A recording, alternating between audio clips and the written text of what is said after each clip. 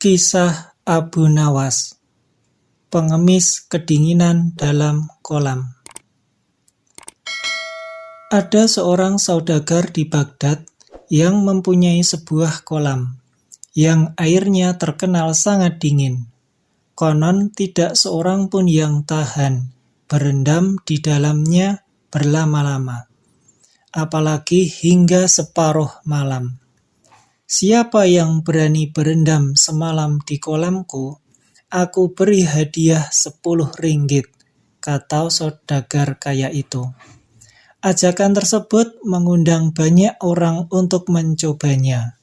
Namun tidak ada yang tahan semalam. Paling lama hanya mampu sampai sepertiga malam. Pada suatu hari datang seorang pengemis kepadanya. Maukah kamu berendam di dalam kolamku ini semalam? Jika kamu tahan, aku beri hadiah 10 ringgit, kata saudagar. Baiklah, akan kucoba, jawab si pengemis. Kemudian dicelupkannya kedua tangan dan kakinya ke dalam kolam. Memang air kolam itu dingin sekali. Boleh juga, katanya kemudian. Kalau begitu, nanti malam kamu bisa berendam di situ, kata si saudagar. Menanti kedatangannya, malam si pengemis pulang dulu. Ingin memberitahu anak istrinya mengenai rencana berendam di kolam itu. Istriku, kata si pengemis sesampainya di rumah, bagaimana pendapatmu bila aku berendam semalam di kolam saudagar itu untuk mendapatkan uang 10 ringgit? Kalau kamu setuju, aku akan mencobanya. Setuju, jawab si istri. Moga-moga Tuhan menguatkan badanmu. Kemudian pengemis itu kembali ke rumah saudagar.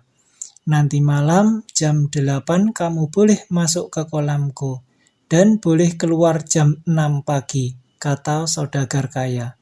Jika tahan akan kubayar upahmu. Setelah sampai waktunya, masuklah si pengemis ke dalam kolam. Hampir tengah malam ia kedinginan, sampai tidak tahan lagi dan ingin keluar. Tetapi karena mengharap uang upah 10 ringgit, ditahannya maksud itu sekuat tenaga. Ia kemudian berdoa kepada Tuhan agar airnya tidak terlalu dingin lagi. Ternyata doanya dikabulkan. Ia tidak merasa kedinginan lagi. Kira-kira jam 2 pagi anaknya datang menyusul. Ia khawatir jangan-jangan bapaknya mati kedinginan. Hatinya sangat gembira ketika dilihat bapaknya masih hidup. Kemudian ia menyalakan api di tepi kolam dan menunggu sampai pagi. Siang harinya pengemis itu bangkit dari kolam dan buru-buru menemui si saudagar untuk minta upahnya. Namun saudagar itu menolak membayar. Aku tidak mau membayar, karena anakmu membuat api di tepi kolam. Kamu pasti tidak kedinginan. Namun si pengemis tidak mau kalah. Panas api itu tidak sampai ke badanku. Selain apinya jauh, aku berendam di air. Masa api bisa masuk ke dalam air? Aku tetap tidak mau membayar upahmu, kata saudagar itu ngotot. Sekarang terserah padamu, mau melapor atau berkelahi denganku. Aku tunggu. Dengan perasaan kecewa, pengemis itu pulang ke rumah. Sudah kedinginan dan tidak mendapat uang, pikirnya. Ia kemudian mengadukan penipuan itu kepada seorang hakim, berharap pengaduannya didengar. Hakim itu malah membenarkan sikap sang saudagar. Lantas ia berusaha menemui orang-orang besar lainnya untuk diajak bicara, namun ia tetap disalahkan juga. Kemana lagi aku akan mengadukan nasibku ini? kata si pengemis dan dengan nada putus asa. Ya Tuhan, Engkau jugalah yang tahu nasib hamba-Mu ini. Mudah-mudahan tiap orang yang benar Engkau menangkan. Doanya dalam hati. Ia pun berjalan mengikuti langkah kakinya, dengan perasaan yang semakin tak menentu. Dengan takdir Tuhan, ia bertemu dengan Abu Nawas di sudut jalan. "Hai hamba Tuhan," tanya Abu Nawas, ketika melihat pengemis itu tampak sangat sedih. "Mengapa Anda kelihatan murung sekali, padahal udara sedemikian cerah?" "Memang benar hamba sedang dirundung malang," kata si pengemis. "Lantas ceritakan musibah yang menimpa si pengemis," sambil mengadukan nasibnya. "Jangan sedih hati," kata Abu Nawas dengan riang. "Tuhan pasti akan dapat menyelesaikan masalahmu jika berkehendak. Besok datanglah ke rumahku dan lihatlah caraku. Niscaya kamu menang dengan izin Tuhan." "Terima kasih banyak. Anda bersedia menolongku," kata si pengemis. Lantas keduanya berpisah. Abu Nawas tidak pulang ke rumah, melainkan menghadap Baginda Sultan di istana. "Apa kabar, hai Abu Nawas?" sapa Baginda Sultan begitu melihat batang hidung Abu Nawas. "Ada masalah apa gerangan hari ini?" "Kabar baik, ya Tuanku Syah Alam," jawab Abu Nawas.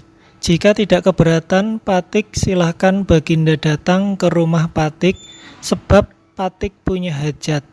"Kapan aku mesti datang ke rumahmu?" tanya Baginda Sultan. "Hari Senin jam 7 pagi, Tuanku," jawab Abu Nawas. "Baiklah," kata Sultan, "aku pasti datang ke rumahmu." Begitu keluar dari istana, Abu Nawas langsung ke rumah saudagar yang punya kolam. Kemudian ke rumah Tuan Hakim dan pembesar-pembesar lainnya yang pernah dihubungi oleh si pengemis. Kepada mereka Abu Nawas menyampaikan undangan untuk datang ke rumahnya Senin depan.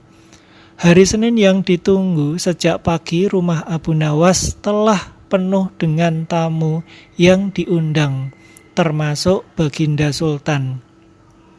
Mereka duduk di permadani yang sebelumnya telah digelar oleh tuan rumah, sesuai dengan pangkat dan kedudukan masing-masing. Setelah semuanya terkumpul, Abu Nawas mohon kepada Sultan untuk pergi ke belakang rumah. Ia kemudian menggantung sebuah periuk besar pada sebuah pohon dan menaruh di atas api. Tunggu punya tunggu, Abu Nawas tidak tampak batang hidungnya. Maka Sultan pun memanggil Abu Nawas. "Kemana gerangan si Abu Nawas? Sudah masakkah nasinya atau belum?" gerutu Sultan. Rupanya gerutuan Sultan didengar oleh Abu Nawas. Ia pun menjawab, "Tunggulah sebentar lagi, Tuanku Syah Alam." Baginda pun diam dan duduk kembali. Namun ketika matahari telah sampai ke ubun-ubun, ternyata Abu Nawas tak juga muncul di hadapan para tamu. Perut Baginda yang sudah mulai lapar, "Hai Abu Nawas, bagaimana dengan masakanmu itu? Aku sudah lapar," kata Baginda. "Sebentar lagi ya Syah Alam," sahut tuan rumah.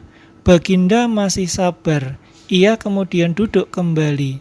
Tetapi ketika waktu zuhur sudah hampir habis, tak juga ada hidangan yang keluar. Baginda tak sabar lagi. Ia pun menyusul Abu Nawas di bagian belakang rumah, diikuti tamu-tamu lainnya. Mereka mau tahu apa sesungguhnya yang dikerjakan tuan rumah. Ternyata Abu Nawas sedang mengipas-ngipas api di tungkunya. "Hai Abu Nawas, mengapa kamu membuat api di bawah pohon seperti itu?" tanya Baginda. Abu Nawas pun bangkit. demi mendengar pernyataan Baginda. Ya Tuanku Syah Alam, hamba sedang memasak nasi, sebentar lagi juga masak, jawabnya. Menanak nasi? Tanya Baginda. Mana periuknya? Ada tuanku, jawab Abu Nawas sambil mengangkat mukanya ke atas. Ada? Tanya Baginda keheranan. Mana? Ia mendongakkan mukanya ke atas mengikuti gerakan Abu Nawas. Tampak di atas sana sebuah periuk besar bergantung jauh dari tanah. Hai Abu Nawas, sudah gilakah kamu? Tanya Sultan. Memasak nasi bukan begitu caranya. Periuk di atas pohon, apinya di bawah. Kamu tunggu 10 hari pun beras itu tidak bakalan jadi nasi. Begini Baginda, Abu Nawas berusaha menjelaskan perbuatannya. Ada seorang pengemis berjanji dengan seorang saudagar. Pengemis itu disuruh berendam dalam kolam yang airnya sangat dingin dan akan diupah 10 ringgit jika mampu bertahan 1 malam. Si pengemis setuju karena mengharap upah 10 ringgit dan berhasil melaksanakan janjinya. Tapi si saudagar tidak mau membayar dengan alasan anak si pengemis membuat api di pinggir kolam. Lalu semuanya diceritakan kepada Sultan. Lengkap dengan sikap Tuan Hakim dan para pembesar yang membenarkan sikap si saudagar. Itulah sebabnya hamba berbuat seperti ini. Boro-boro nasi itu akan matang, kata Sultan, airnya saja tidak bakal panas karena apinya terlalu jauh. Demikian pula halnya si pengemis, kata Abu Nawas lagi. Ia di dalam air dan anaknya membuat api di tanah jauh dari pinggir kolam. Tetapi saudagar itu mengatakan bahwa si pengemis tidak berendam di air karena ada api di pinggir kolam, sehingga air kolam jadi hangat. Saudagar itu pucat mukanya. Ia tidak dapat membantah kata-kata Abu Nawas. Begitu pula para pembesar itu. Karena memang demikian halnya. Sekarang aku ambil keputusan begini, kata Sultan. Saudagar itu harus membayar si pengemis 100 dirham dan dihukum selama 1 bulan karena telah berbuat salah kepada orang miskin. Hakim dan orang-orang pembesar dihukum 4 hari karena berbuat tidak adil dan menyalahkan orang yang benar. Saat itu juga si pengemis memperoleh uangnya dari si saudagar setelah menyampaikan hormat kepada Sultan dan memberi salam kepada Abu Nawas. Ia pun pulang dengan riangnya. Sultan kemudian memerintah menterinya dan memenjarakan saudagar dan para pembesar sebelum akhirnya kembali ke istana dalam keadaan lapar dan dahaga.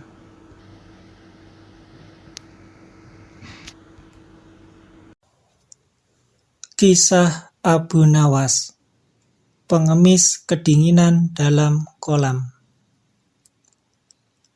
Ada seorang saudagar di Baghdad yang mempunyai sebuah kolam yang airnya terkenal sangat dingin.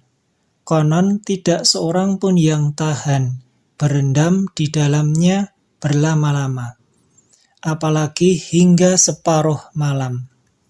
Siapa yang berani berendam semalam di kolamku, aku beri hadiah 10 ringgit, kata saudagar kaya itu. Ajakan tersebut mengundang banyak orang untuk mencobanya. Namun tidak ada yang tahan semalam. Paling lama hanya mampu sampai sepertiga malam. Pada suatu hari datang seorang pengemis kepadanya. Maukah kamu berendam di dalam kolamku ini semalam? Jika kamu tahan, aku beri hadiah 10 ringgit, kata saudagar. Baiklah, akan kucoba, jawab si pengemis. Kemudian dicelupkannya kedua tangan dan kakinya ke dalam kolam. Memang air kolam itu dingin sekali. Boleh juga, katanya kemudian. Kalau begitu, nanti malam kamu bisa berendam di situ, kata si saudagar. Menanti kedatangannya, malam si pengemis pulang dulu.